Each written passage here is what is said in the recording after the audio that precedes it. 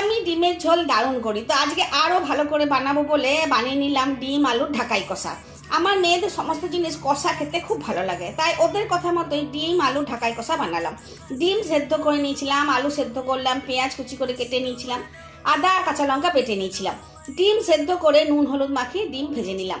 আর ওই তেলেই পেঁয়াজ কুচি, টমেটো কুচি, পরিমাণ মতো নুন, চিনি, আর ওই দিকে বাটিতে সমস্ত মশলা ধনে জিরে গুঁড়ো, আদা কাঁচা লঙ্কা বাটা, হলুদ মিশিয়ে টমেটো পেঁয়াজ কুচি ভাজার উপর ঢেলে দিয়েছিলাম। ভালো করে মশলা কষিয়ে নেওয়ার পর আলু সেদ্ধ আর একটি ডিম সিদ্ধ নুন দিয়ে চটকে ওই মশলার উপরে ঢেলে আবার বেশ কষিয়ে কষিয়ে নামিয়ে নিলাম। গরম ভাতে খেতে খুব ভালো লাগলো, ভালোই মজা লাগলো। ঝোলের অভাব কারোর মাথাতে আসেই নি। তবে নুন মিষ্টি টক এগুলোর পরিমাণ যদি ঠিক থাকে তো যে কোনো রান্নার স্বাদ কিন্তু দ্বিগুণ বেড়ে যায়।